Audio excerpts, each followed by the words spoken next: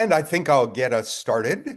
I have a few getting us started announcements before I hand you over to our guest, Alan Jenkins. Uh, First of all, welcome to ITAC's think tank, Effective Ways for Teaching Artists to Address Authoritarian and Anti-Democratic Forces. This is part of a monthly think tank series that ITAC runs, led by teaching artists and their colleagues around the world. We have one every month. If you are an ITAC member or go to our website, you can find out what each month's think tank is. And if you join ITAC, which we encourage you to do, you'll get a monthly reminder and won't miss any. They're scheduled at different times of the day according to where they're being hosted in different parts of the world. But those who sign up always get access to a recorded version of the session, even if they weren't able to attend live. We ask that if you can, turn your video on for this session. It creates a much greater sense of community for the group, and this is a topic that is about community. We are recording this session. As you were informed, you consented when you signed up. But if it's important for you not to be seen, it's okay to leave your video off, but our general encouragement is to leave it on to create a sense of group. And see if you can have your name showing up in your Zoom box. If you need to change what you got, those three dots in the upper corner of your Zoom box will enable you to rename your box, and that'll let us know who you are and if you want to add where you are. Today's session is in English, as our think tanks are, but we recognize that not all of our participants are first English language speakers. So if you have a chance to speak, we encourage you to speak relatively slowly and clearly to include everyone. There's always a chance we'll have connectivity issues. Madeline McGurk-Rutherford, the managing director of ITAC, is here to help us with that. If the worst happens and we get bumped off Zoom altogether, sit tight. We'll send you an email with a link and we can all rejoin. We will use the chat box for your comments and questions. Madeline and I will monitor this throughout the session. So if you have a question, we'll do everything we can to make sure it gets addressed within our session. Although we will hold a forum, an ongoing conversation that springs from today's session. Madeline will put the link to that forum in the chat box, and we encourage you to spill this conversation right into that forum so we can keep the conversation going. We can share things we didn't get a chance to share in this session, and maybe do some thinking together about how we can take effective action as this session invites us to do. I'm about to do a grossly inadequate introduction to Alan Jenkins. Here is his bio in the Zoom box. But let me just briefly say he is a professor of practice at Harvard Law School, teaching race and law, communication, and Supreme Court jurisprudence. He's co-founder of the Opportunity Agenda, which is a social justice communications lab. He has served as the assistant to the Solicitor General at the Department of Justice, Director of Human Rights at the Ford Foundation, and Associate Counsel to the NAACP Legal Defense Fund. He also has a remarkable comic book series called 1/6, referring to an alternative view of the January 6th insurrection. And encourage you to take a look at that series. And if you're especially interested, follow the podcast. We'll put a link in the chat box, a conversation he had with William Cleveland on the Art is Change series, where he gets to talk a little bit about that comic book series. Time for me to shut up, to thank Alan Jenkins for the body of work he's bringing to us today and for his generosity in sharing it with the ITAC community. Welcome, Alan. Thank you so much, Eric, and thank you, Madeline, for your support. And great to see you all. Teaching artists, my favorite people. So it's a pleasure to be with you. Thanks for joining in. A couple of quick things before I jump into some of the ideas and research that I want to share. First is I am speaking only for myself, definitely not for Harvard University or Harvard Law School. Second is I tend to speak quickly. I'm going to try to slow down a bit for the translation. But Madeline, you can give me a flag if I'm going too quickly.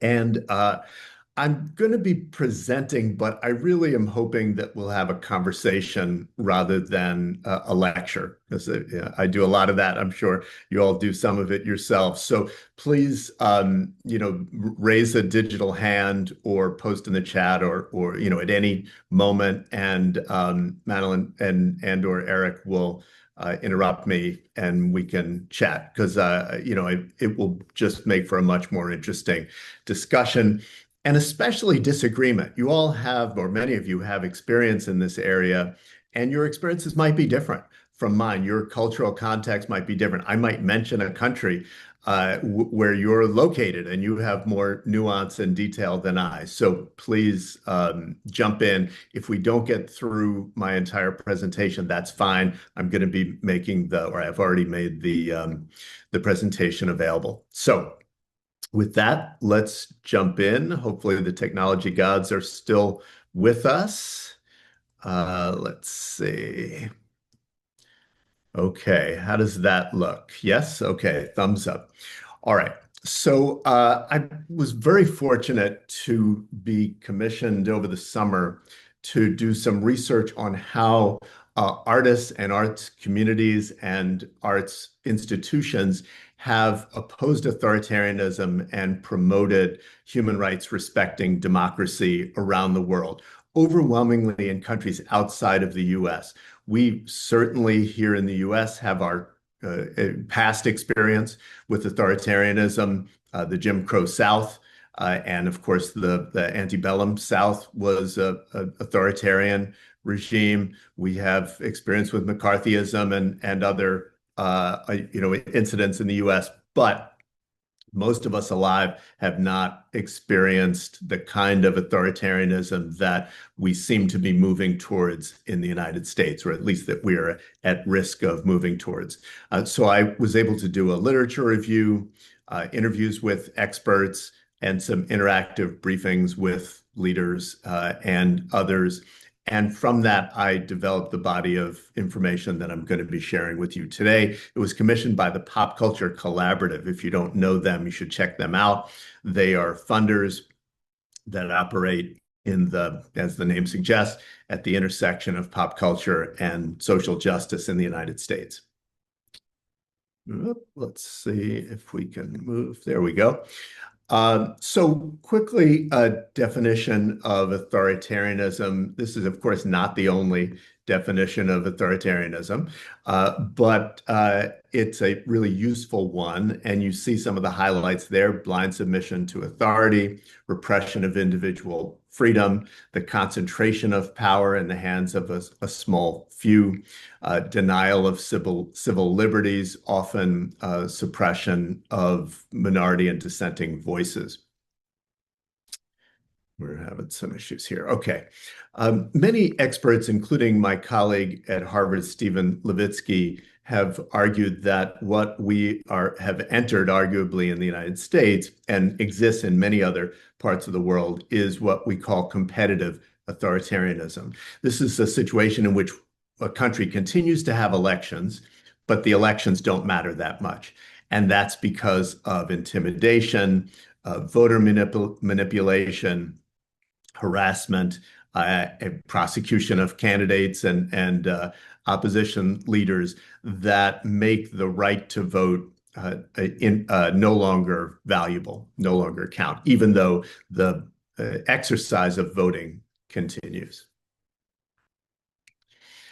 And again, quickly, I want to note, just so we're all on the same page, what experts around the world have identified as kind of the authoritarian playbook.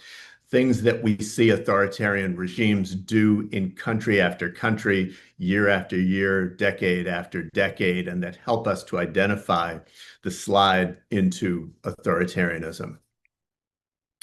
And so control of information, and especially censorship and propaganda and disinformation, also known as lying, surveillance of institutions and movements, the rewriting of laws and constitutions to avoid democratic guardrails. Sometimes that's done by control of the courts. Sometimes it's done through other methods.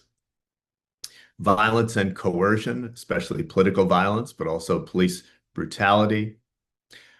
Control of resources. So in other words, if you cozy up to the regime, you receive the benefits of contracts and agreements and resources. And if you are on the outs, you do not.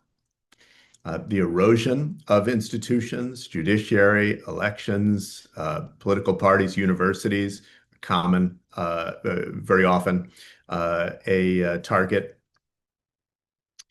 Cult of personality, enough said. Dividing to conquer, scapegoating the most vulnerable people in the society and attempting to blame them for any problems that arise. Weaponizing faith and religious institutions. Internationalization, in other words, aligning your regime, the dictator's regime at home, with other dictators or autocrats in other parts of the world.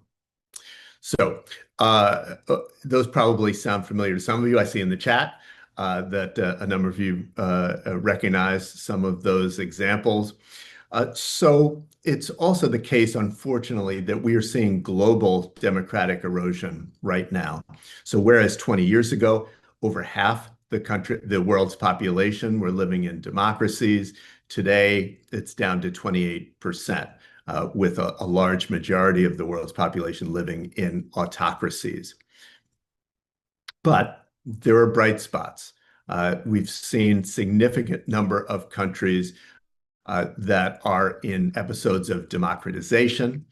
Most recently, Poland has made a democratic U-turn. South Korea, you all will remember when the South Korean president tried to declare martial law. Legislators and everyday South Koreans said no. They had experienced authoritarian regime in the past, and they were literally scaling the walls to get back in and cast their votes. You can imagine Chuck Schumer scaling the walls of Congress to get back in and cast a vote for democracy. This is essentially what happened in South Korea. And fortunately, depending on how one measures, there are quite a few countries just in the last couple of years that have experienced democratic U-turns. When I say experienced, I mean democracy movements in those countries have organized and protested and voted and driven their countries back in the direction of democracy. So these things don't happen on their own. They happen because of people power. And of course, we have lots of historical examples. Which is what I'm going to be sharing with you today. A couple of other notes. Time is of the essence. Once there is an attempt at authoritarian consolidation, many thinkers believe that we have maybe 18 months to turn that around. And of course, the clock has been ticking in our own country, meaning the United States, for many months now. Some of you may have heard of the 3.5% principle. Democracy researchers have identified that a U-turn towards democracy is especially likely when mass resistance campaigns are able to mobilize at least 3.5% of a country's population during a peak event. So the protests we just saw and the killings of peaceful protesters that we just saw in Minneapolis, that's what we call a peak event. And so mobilizing what is ultimately a relatively small proportion of a nation makes it much more likely that democratization or re-democratization will occur. It's a rule of thumb. It's by no means a guarantee, but it makes it a bit more achievable for all of us, right? We can see ourselves in an effort to mobilize 3.5% of those around us in our immediate universe. Very important is women's leadership. Almost all authoritarian regimes are misogynist. They target women, and conversely, leadership by women makes it much more likely that democracy movements will succeed. That's, of course, good news for us in the arts sector and the teaching sector that is dominated by women and women's leadership. But it does mean some of us who are not women need to step out of the way and empower others to take the lead. And finally, before I share some of the specific lessons, joy and jokes are very important to successful movements. And so, they provide an aura of cool. They can reduce the fear that regimes intentionally instill. They can bring regimes down a peg. And so you're going to see a couple of examples that lift up that principle. Okay. I forgot one more important one, which is the importance of knowing what you are for, not at the policy detail level, but at the level of values and ideals. So it's crucial to know what we're against, and it's also important to know what we're for.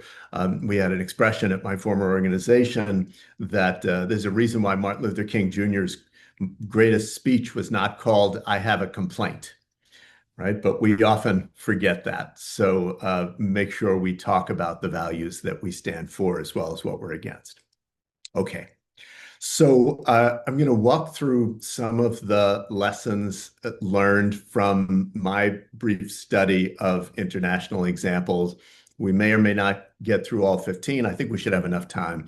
But again, much more important to discuss. I'll stop at the end for Q&A, but please, ask questions, chime in, express your views all along the way, so we make sure that we're having a conversation. In fact, let me pause for just 1 second and see if there are any quick observations or questions so far.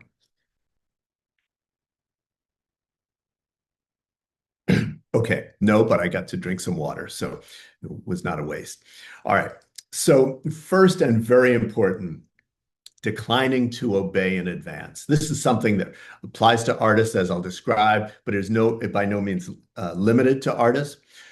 Often, individuals and especially institutions will rush to do what they think the regime wants before a demand is even made. So think about, CBS or ABC Disney, pardon me, trying to cancel Jimmy Kimmel's show, or CBS canceling Stephen Colbert. We'll return to those examples a number of times. But when we do that, when we obey in advance, we're simply teaching the regime what it can get away with without even asking. And so it's a big mistake to do so. It's also the easiest one of these lessons to follow, because it requires just maintaining the status quo and not rushing to eliminate that diversity, equity, and inclusion program, or to cancel that speaker, or to remove that book or work of art from the wall. Here's an example: the Egyptian comedian Rami Assam, who was known as pardon me, I said comedian, I meant recording artist. Rami Assam, who was known as the voice of the Egyptian revolution during the Arab Spring. When Egypt took a U-turn back towards authoritarianism, he continued and has continued to perform songs and to speak out. He did not obey in advance, and with some significant risks and costs to himself, which is a theme that we'll also talk about. Alan, I have a question here. Yeah, please. I'm sure a number of people on this call, especially in the US, were anxious about wording on their websites, were concerned about becoming a target of attack from the Trump administration. Do you think of that in the declining to obey category? I do, absolutely. And that is not to say that people are unreasonable in their concern. However, it's only together that we can oppose those unjust rules. And so, it's important to remember number one, by standing up. So, for example, so far, my university, Harvard, has mostly stood up to the administration. They also have the resources to do so. We know, by contrast, some universities have capitulated. The example that Harvard and other institutions have set has drawn more allies, right? Because it's important to recognize, especially for those of us in the arts sector, they're coming for all of us. There's going to be no laying low, no hiding, keeping your head down. Uh, if your values are important to you, you're going to have to stand up for them. And the easiest moment to stand up for them is by not obeying in advance. So I do consider that in that category, and I don't want to suggest that those decisions are always easy. In the United States, we still are in a moment in which the threats of authoritarianism are mostly resources and power, although sometimes law and violence. And so, especially those of us who can afford to, do need to keep that website up, as if it represents your values. If upon consideration you no longer hold those values, then it should be changed, but not to kowtow to the administration. So thank you for that question, Eric. All right. So number two is documenting abuses. One of the things that artists can be especially effective in doing is capturing moments of abuse and authoritarian overreach for a number of reasons, right? For possible future accountability, for narrative history and historical memory, to make sure that they're spreading the word about what is happening so that everyone is aware of the abuses that are taking place. So here's an example, the famous photograph, Tank Man photograph in Tiananmen Square in China in 1989, right before the most violent part of the crackdown against protesters. That photograph has come to stand for the lone, in that instance, the lone brave protester standing up for an attempted democracy. And of course, censorship, the cameras were shut off by the Chinese regime. And so images like that one became especially crucial. Another example is Picasso's Guernica, often considered a work of art about the horrors of war, but it is also about Francisco Franco's fascist crackdown in alliance with Germany and Italy. A more recent example is the Amnesty International's human rights concerts, which also lifted up and documented abuses. A couple more examples of that. This is quite recent, the Serbian Red Hand protests, which are ongoing and are about the combination of corruption and anti-democratic practices. And they are silent protests. And we'll talk about why that kind of protest can be so important. When words are outlawed, symbolism becomes especially important. And of course, artists are especially important to the power of symbolism. These red hands, they look like blood, of course, but also they represent getting caught red-handed in an act of corruption. Really, really smart and astute methodology. And then finally, as an example of documenting abuses, some of you know about the International Coalition of Sites of Conscience, which is a network of museums and historical sites and other places that are about the remembrance of oppression, but also remembrance of resistance and the pursuit of justice. And so if you haven't, you should, as soon as I'm done, Google that, the International Coalition of the Sites of Conscience. There are sites all around the world. You may be familiar with some of them. And they also provide resources for teaching about those materials. Uh, Number three is, Alan, if I might interrupt again, yeah, sorry to do that to you. that's right. In terms of documenting cases, I know of a number of music for social change programs in the US Mm, where ICE has waited outside to take parents of kids who are in a program, and they're torn about whether to tell the story of those parents being taken, to worrying about increasing fear, worry mm. about further being targeted. And yet, your argument seems to suggest that they should document and share those stories as an act of resistance. What is the push-pull in your thinking? Yeah, well, and it's a great connection to this next lesson. It's crucial to tell those stories, right? It's only through those stories that the rest of us in other places or even in the same community are aware of what's happening and where people who have the relative safety to do so can stand up. That said, we have to respect the privacy of individuals. We need, before telling someone else's story, we need to make sure that they feel it's safe to tell that story, at least to name them, right? As opposed to saying, here were some members of our community who were snatched up by ICE or whoever it was, right? So there's a balance. We have to respect the privacy and desires of those people who are directly affected.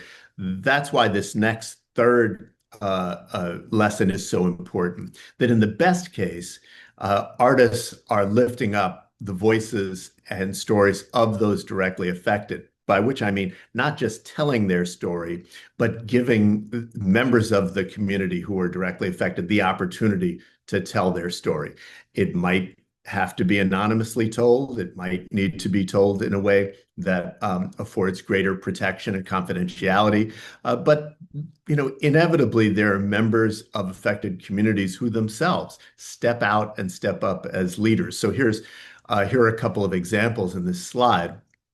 This is about the on the right-hand side of the slide, two sets of artists who have lifted up the voices of the mothers of the disappeared in the Southern Cone, Chile and Argentina. These are women who have lost loved ones, who've their loved ones have been disappeared by right-wing militias or authoritarian regimes. And they have been very vocal, very active, and very successful in not only lifting up abuses, but in demanding and in some instances acquiring accountability. So both Mercedes Sosa and U2 have on the bottom, you see a concert that U2 did in Santiago de Chile. They invited mothers of the disappeared up on stage to tell their stories for themselves. And U2 also was able to provide, via their celebrity, some protection or relative safety for those women to do so. So it's, Eric, to speak to your question, it's a balance, right? We can't, those of us, especially those of us who have some privilege, can't take it upon ourselves to put others in danger. But we can lift up their voices with their and their leadership. We can tell stories that are anonymized as necessary to protect them, and we can always be in dialogue with them to see what they need and what they want. We need to be balancing the larger need to mobilize and to get the word out with the physical safety of people who are most vulnerable. So thank I would just add, I hear many teaching artists suffering with the stories that they hear and bemoaning their feeling their impotence in doing something about it. But as we had a note in the chat box, this is a place where teaching artists can use their cleverness in expression to actually make those stories visible. Absolutely. Absolutely. I mean, think about this is a different kind of example, but think about the lynching memorial in Alabama, which, has used names, but also symbolism, right? So one of the things that artists do so well. So absolutely. Yeah. Thank you for that. Okay. Number four, one of my favorites, the regime to diminish its power. Dictatorships, which we don't yet have in the United States, but exist in many parts of the world, and authoritarian regimes, they hate to be made fun of because it robs them of that that aura of fear and dominance and super seriousness. And so on the left, you have an example of the Otpor barrel action. This was when Slobodan Milosevic was still in power. Democracy activists created barrels. They found barrels and they put Milosevic's face on it. And they did a dinar for a change program. So they asked people to put money in the barrel to pay for Milosevic's retirement, right? So, which was obviously facetious because he was not yet preparing to retire. At least he didn't know he was. But for people who didn't have money, they also said, well, you can just hit the barrel with a bat. So people were able to get their aggression out, their frustration, and their aspirations out by smashing this barrel. And so you could see how that diminishes the regime's aura of omnipotence. But it also is what we call a dilemma action, because if you are part of the security forces, then you have to decide, do I arrest the barrel and look ridiculous? Or do I let people continue, just everyday folks, right, continue to disrespect the regime?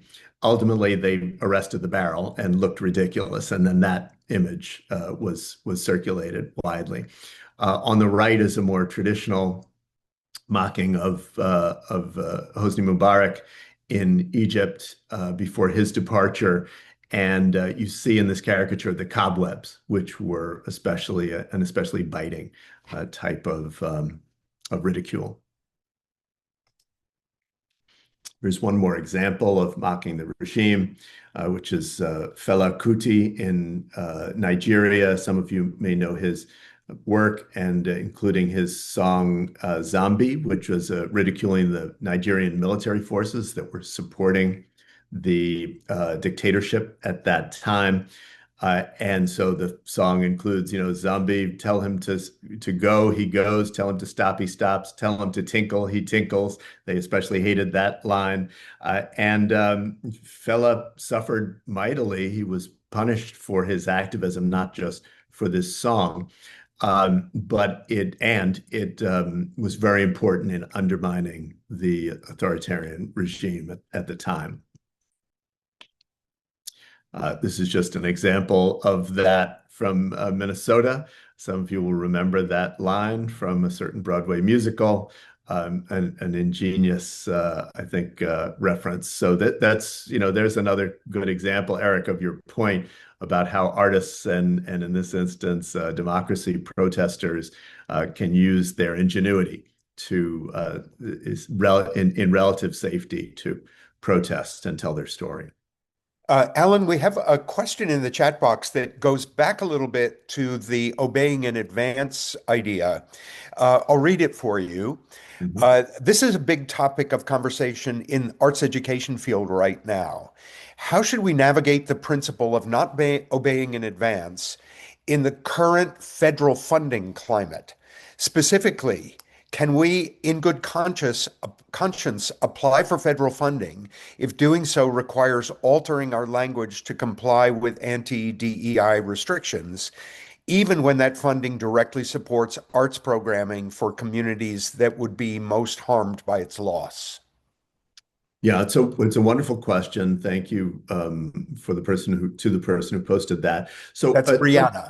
Brianna, thank you, Brianna. So let me unpack that a little bit. The declining to obey in advance, that particular piece of advice is different from the example that you've given, Brianna, because it says that we should not be trying to figure out in advance what the regime wants and doing it in advance without even being asked to, much less forced to do so, right? Oh, the regime, doesn't like, immigrants anymore, so now we're going to cancel all our programs for immigrants. What you're describing, Brianna, is affirmatively applying for funds. Then, there are rules for applying for the funds. So that's not obeying in advance. It's a decision whether to comply with what is going to be required. And so, there's no correct answer to that question. I think one needs to balance, right? Are these vital resources that can only be, acquired by compromising our values as institutions and as individuals? But, the greater good is serving communities that will, suffer even more if we comply. Or can we find other workarounds, right? Are there other ways that we can achieve our goals without compromising our values and without doing a different kind of harm, right? Because eliminating diversity is my own view. Eliminating diversity and inclusion programs is a harm, right? You are agreeing to do harm to communities in a particular way in order to benefit them in another way. I would not presume to tell you generically or even specifically which of those to choose, but it's a slightly different point. When we get to mutual aid as another lesson, it may provide some ideas regarding ways to achieve service goals without compromising on equity and fairness goals.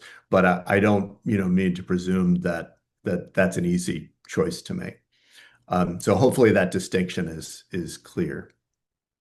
Alan, before you go to point five, just to let you know, in the chat box, there's examples from Peru and Venezuela of artists taking action, and poignantly on Mardi Gras today, Mm. uh, Luciana is recognizing that Carnival is traditionally been an opportunity to mock politicians and history.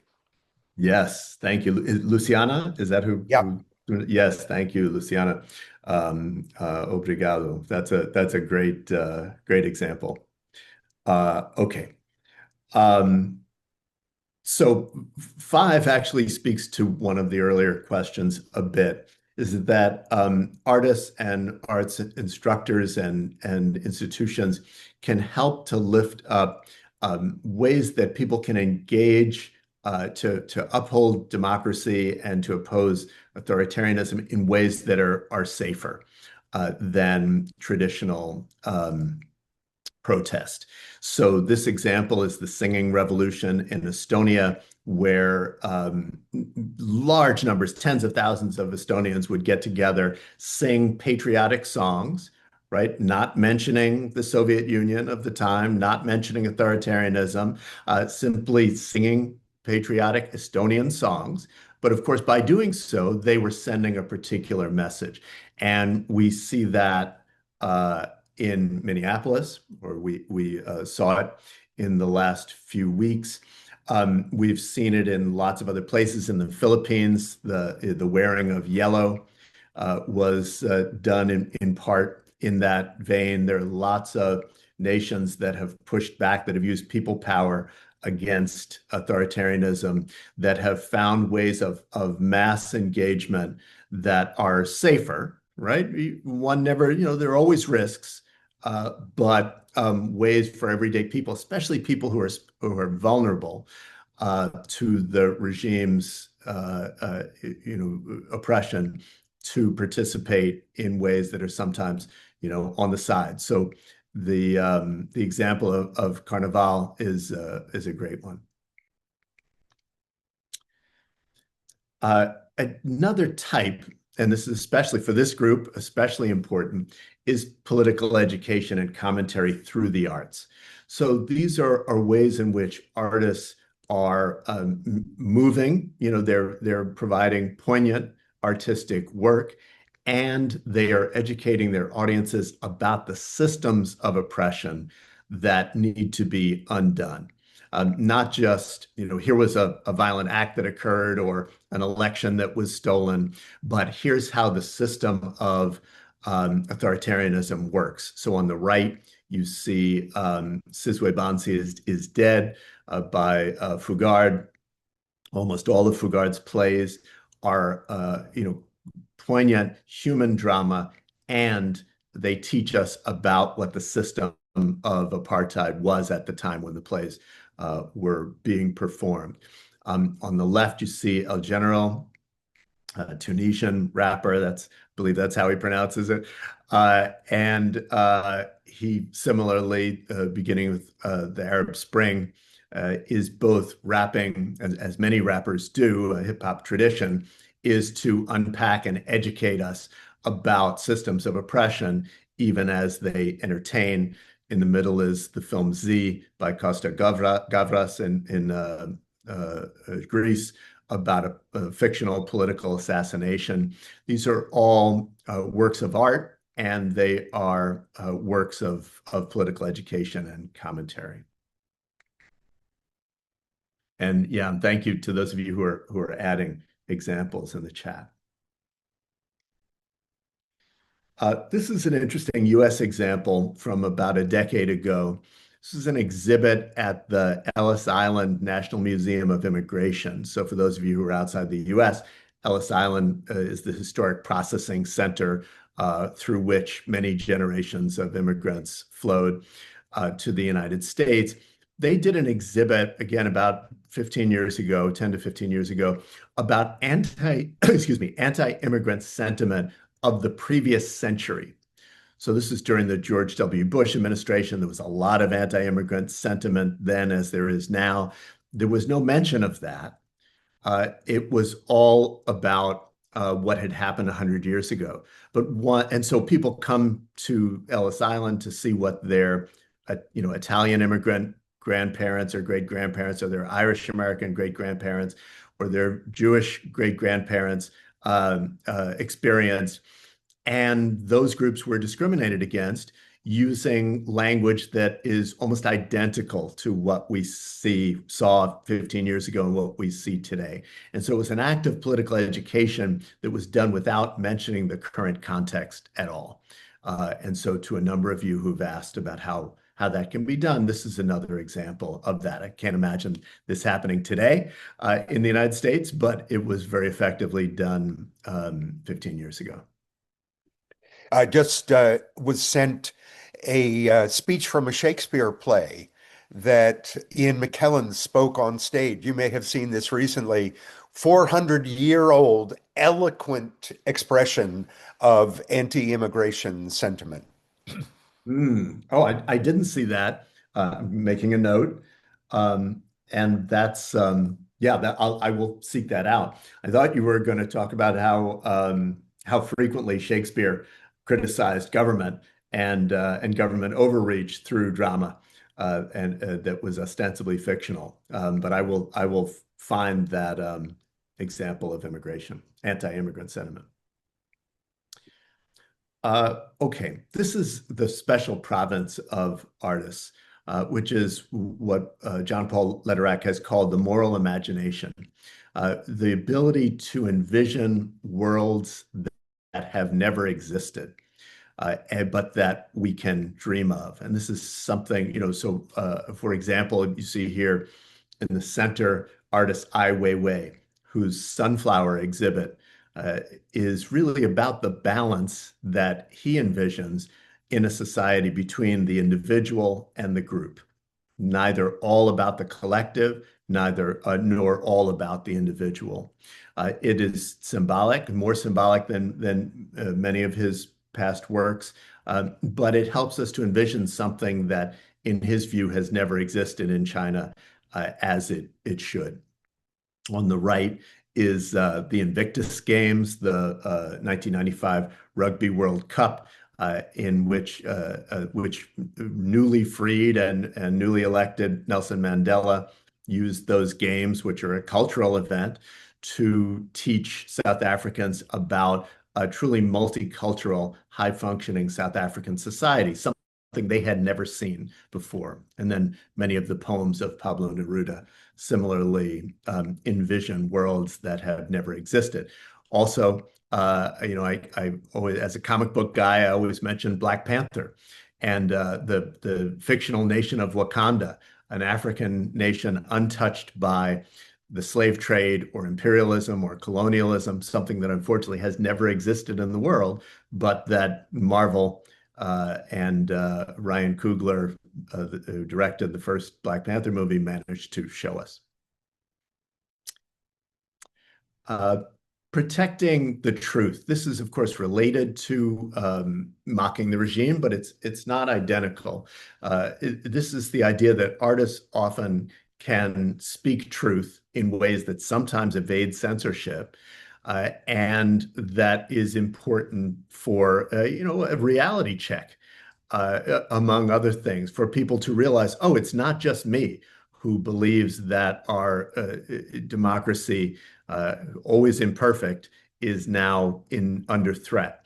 These are examples of politicians from Myanmar on the right and Egypt on the left, who have used comedy, an artistic practice, to speak truth to power.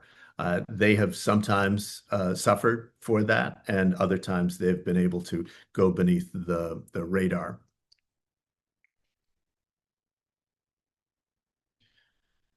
Number 9 is moral leadership. So this is a reminder. I probably don't have to remind those of you on the webinar that artists are leaders. And many artists have themselves, in addition to their artistic practice, which has been liberatory and pro-democracy and human rights, have themselves been powerful leaders. So on the left is Miriam Makeba, South African mega pop star, who also testified before the United Nations regarding the apartheid regime and its harms.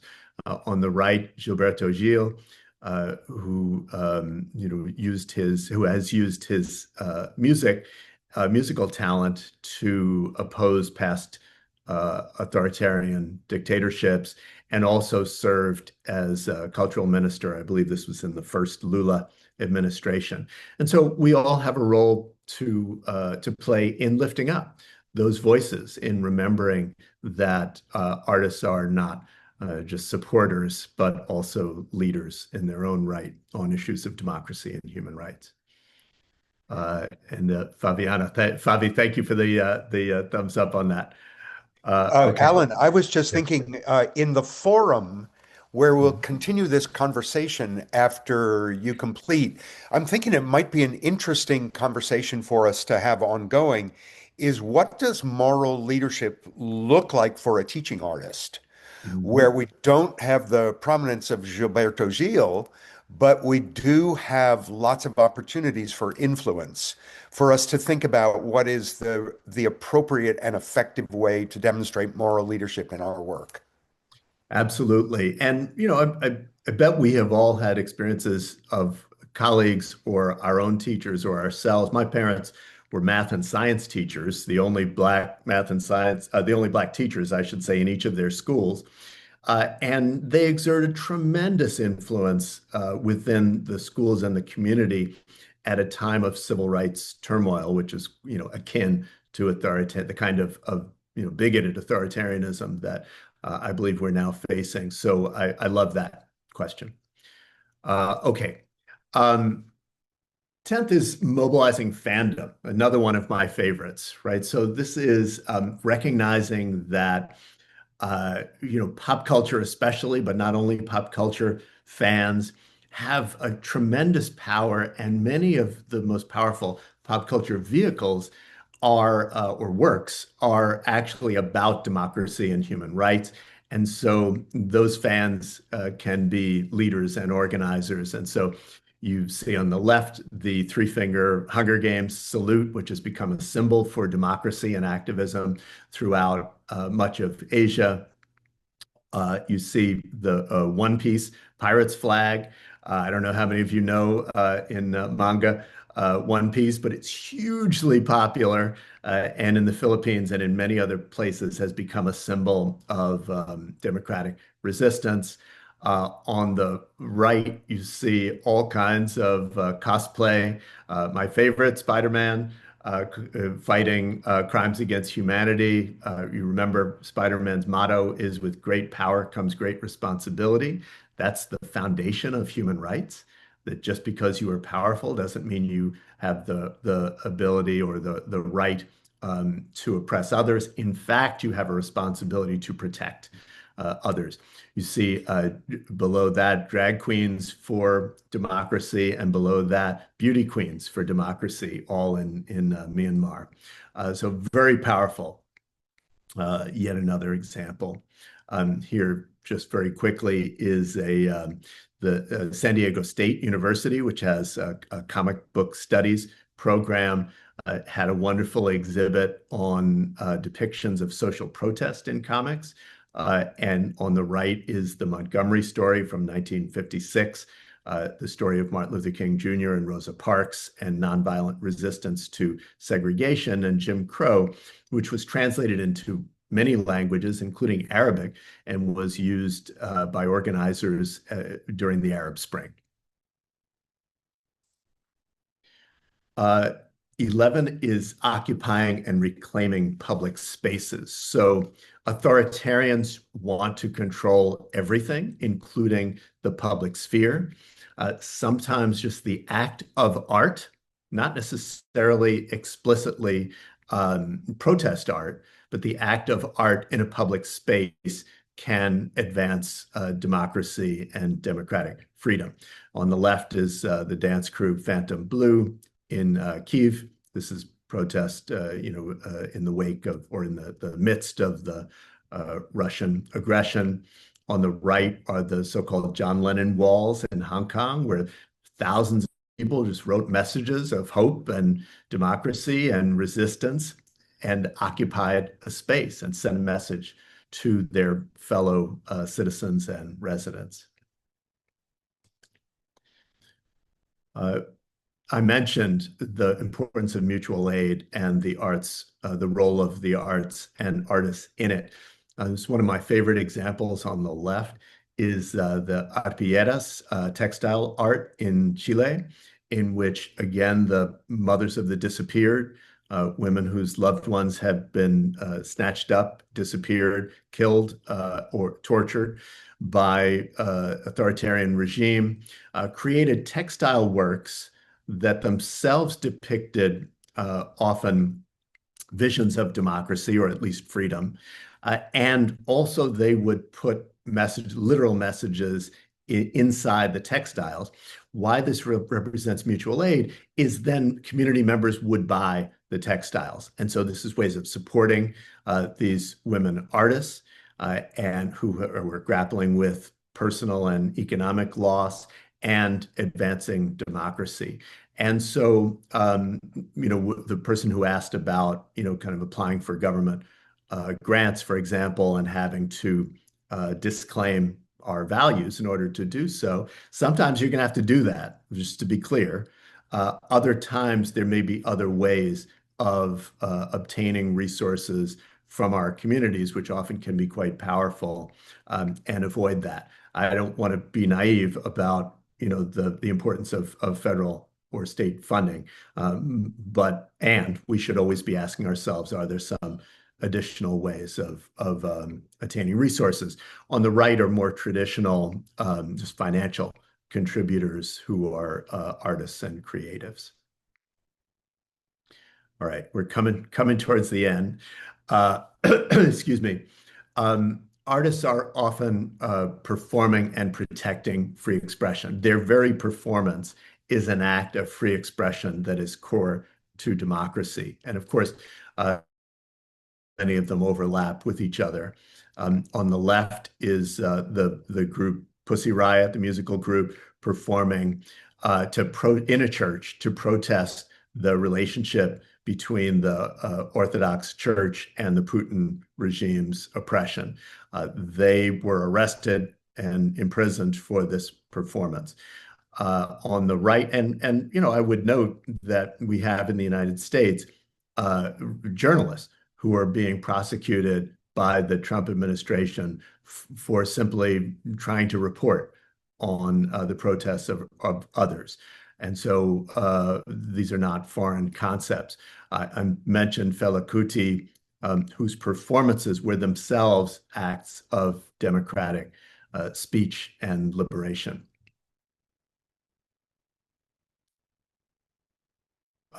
14 is more traditional, which is political advertising, that ad agencies have sometimes participated in democratization efforts through artistic communication. So some of you may have seen the wonderful film No. Some of you maybe are in the Southern Cone and experienced the ending of the authoritarian regime in Chile, the Pinochet regime.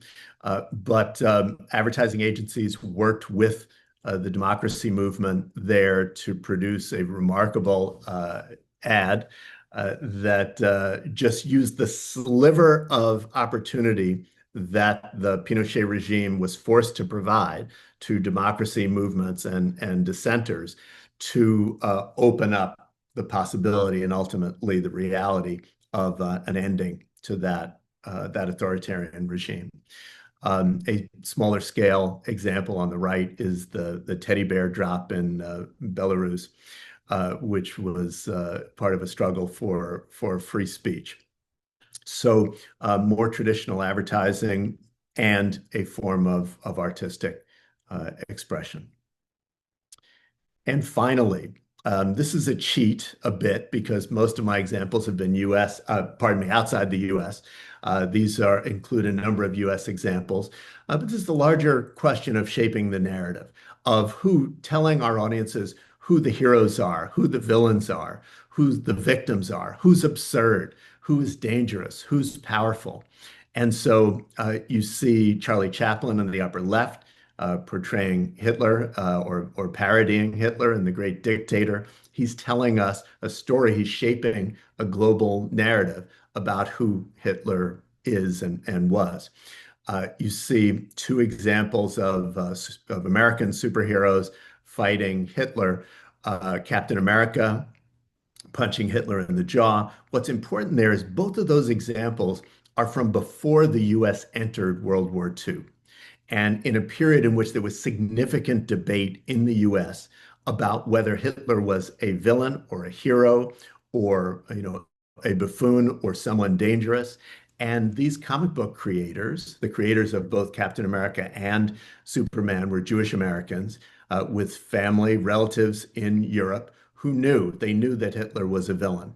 And so at some risk, they created these, images. This is the birth of Captain America's first issue. American Nazi thugs showed up outside of Timely Comics, which became Marvel Comics eventually, to threaten the publishers, but they went ahead. And so that shaping of the narrative is very powerful, especially when it comes from pop culture vehicles. On the right, hopefully some of you have read the wonderful Persepolis. This is the graphic novel version that features a young woman's journey through the Shah's regime, the revolution, the reimposition of stark and oppressive practices. So this act of reframing the debate is very, very important. And, as you'll note, many of the other examples that I've shared with you are also examples of shaping the narrative, even as they accomplish some other goals. So here I have to plug my own comic book, 1/6, which, as Eric mentioned, is asked the question 3 years ago, what if the insurrection had been successful?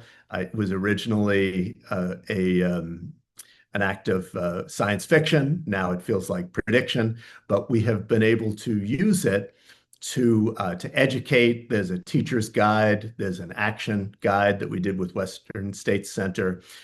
Thousands and thousands of people have engaged with this comic book who would not have read the 802 page House Select Committee report or have watched it on CNN. And so my co-creator of the comic book series, Gan Golan, a genius artist, organizer, and activist, we worked together to tell this story about the threats and now, to some extent, the reality of authoritarianism.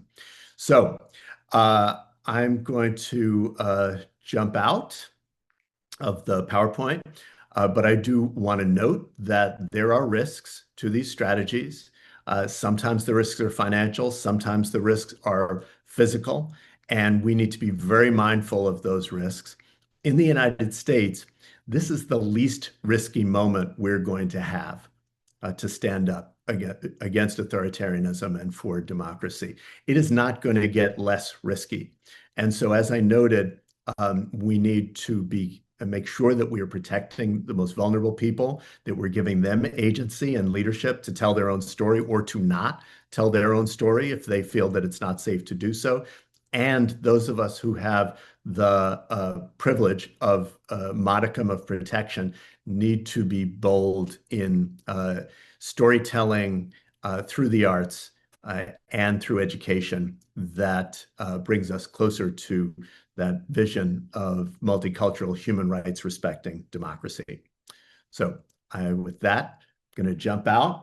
I think we still have a few minutes, and so I would love to hear additional thoughts and questions and just comment and disagreement. Yeah, Alan, in the chat box, there's been a number of inspirations and resources appearing, and so I encourage people to check those out. We got movies, we got books, uh, and yeah, does someone have a specific question, uh, or maybe a challenge? Maybe there's one point of Alan's that doesn't really resonate for your home context. Yes, Karen, you have a question. There we go. Yeah. So one of the things I've been thinking about a lot lately and wondering how as artists we can educate on these points.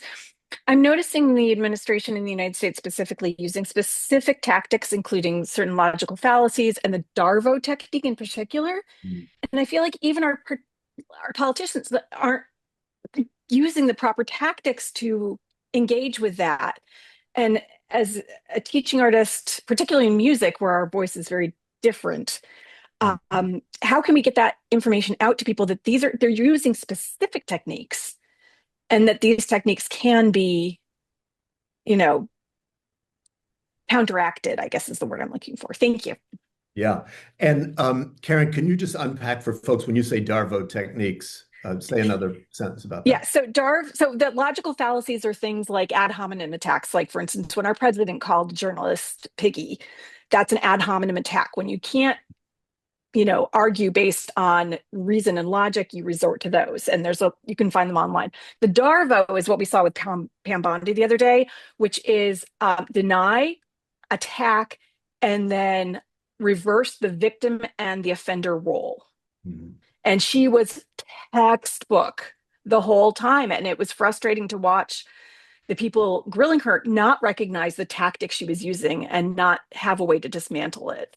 Yeah. So, a few quick things. So this is just my opinion. I think number one, we're going to have to lead the politicians who support democracy, not follow them.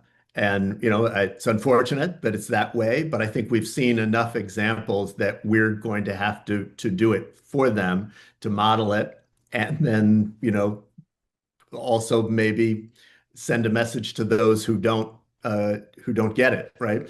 But in terms of artists, I think one of the things that is effective, and you touched on this with those with the Darvo techniques or with the authoritarian playbook, is to predict in advance for our audiences what's going to happen, right? Here's what we're about to hear. Now, here I don't mean repeating their lies, because just myth busting or debunking falsehoods can actually deepen those falsehoods in people's minds, but rather the techniques, right? And I think we saw in Minneapolis the use, you mentioned music, right? The use of music as solidarity, as protest, as lifting up democratic values.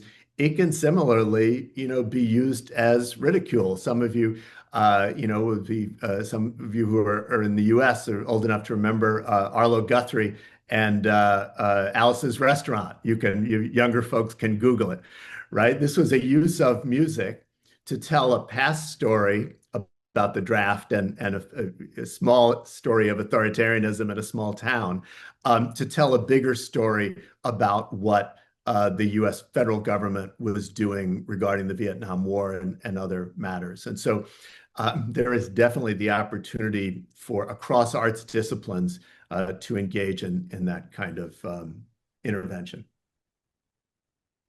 Favi, I see your hand up.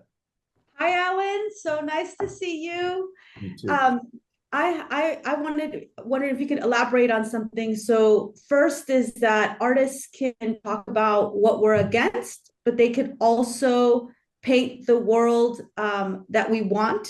And especially right now when there's so much to be against, what would you say is the importance of dreaming, creating the spaces that don't exist? I love the Wakanda example.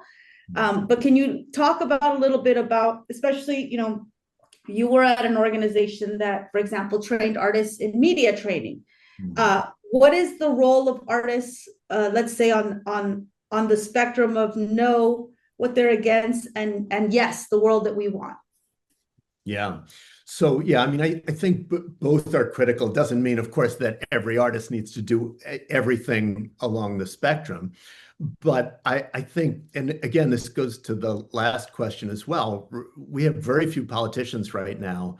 I'm talking about democratic, those who support democracy, who are talented at painting that picture of the kind of society we want to live in. And I think there are lots of ways to do it. So I think of mural artists, especially as those who are able to embody in a single image, fly image that you created and have used for that purpose, right? To remind us that migration is beautiful and that it can and should be treated as such. I think about Candy Chang, artist in New Orleans, who just painted on a blank wall in the lower Ninth Ward after Katrina, "Before I die, dot dot dot," and hundreds and then thousands of people came and added their hopes and dreams and aspirations. So in the kind of depths of the hard and depressing aftermath of Hurricane Katrina, she as an artist was inviting people in to share what they wanted to see, before they died. So yeah, I mean, I think that's absolutely crucial. I think we have to be all along the spectrum, and critique and criticism is crucial, especially when so much harm is being done every day. And we absolutely need those artists and arts practices that are telling that affirmative story. Thanks for that.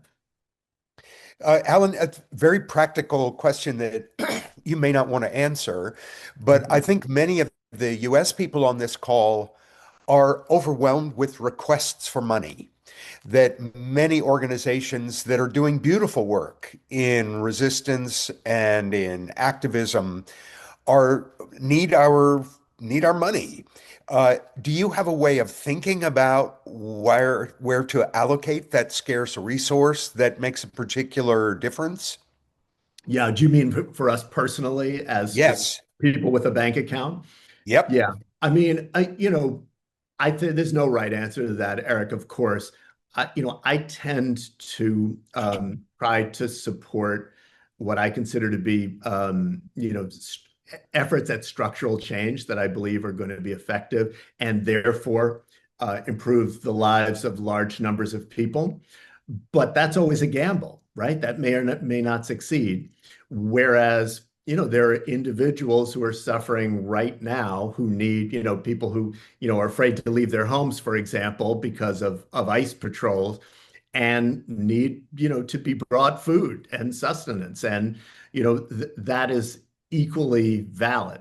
I'm a structure guy, and so I, target my resources and also my activities towards what I hope will be long-term structural change that will both affect large numbers and move into the future. And we absolutely need those people who are willing and ready to help specific individuals who need their help, including their money right now. So that's not a very satisfying answer. I would say just let's be thoughtful about it, right? Yeah. What is our theory of change? If we're giving money or time or our creativity or our vote, why are we doing it and towards what end? And is it the best way that we can think of to do that? That's about the best answer you could have given. We're getting close to the end of our time, but we have a question from Charlotte. Might be our last question. Honored. So I'm based in the UK, and I think a lot of us there and also on the continent to some extent are seeing anti-democratic forces kind of creeping in at the edges of things. And so my question to you is, what does a sort of preventative care look like from an artist perspective? Yeah, I love that. So we're getting a weird echo. I'm not sure. Sounds like it's improved. Yeah, I mean, I think there's a range of things. I'll try to give as short an answer as possible because we're kind of running out of time. But one is just local democratic processes, right? So people voting at the and participating in local government. For us, in the US, typically it's like the school board and the county commission and the voting board, and making sure that we're exercising that muscle. And artists, of course, have a very important role to, bringing people into that practice and envisioning what it can look like. Arts institutions. I'm a board member of the Brooklyn Museum in New York City. We open up our doors for voter registration and other activities. So, that's one critical piece. Another critical piece is, as this goes to Fabi's question, help working with people through the arts to envision the world that we want. And that because that's an important catalyst to working for that. And then, telling the story about the encroachment. I think, Charlotte, you kind of stated well, right? We're seeing authoritarianism come in through the edges. Sometimes it's coming in from the top too. And I think, helping to, this is a question of narrative, helping people to understand what may seem like random acts, right? Oh, the exhibition on slavery at this museum was canceled. And voting machines were seized at this location, and corporations are being forced to, or news operations are being forced to call the Gulf of Mexico the Gulf of America. It seems random and crazy, unless people understand a larger methodology. And I think artists of all across arts traditions also can have a very important narration role to both highlight and explain, to put things into a larger context, and a story that makes sense of what often can seem like just random chaos. Thank you, Charlotte, and thank you, Alan. We're at the end of our time. You've been getting appreciative messages in the chat box as people have had to leave, and please accept ITAC's thanks for sharing. I encourage our participants here to join ITAC through our membership portal. That's the way you're going to know about future think tanks. That's the way you can join the forum that will continue to investigate the issues Alan has raised with us today. And if you feel like it, unmute, please, everybody. And a quick thanks to Alan as we ring off. Yay! Thanks so much. Thank you. Thank you, Alan. Thank you, Alan. Thank you, Eric. Yeah. Very good. Thank you, Madeline. Thank you. Sending joy. Awesome. Thank you so much. All right. Take care. Thank you, everyone.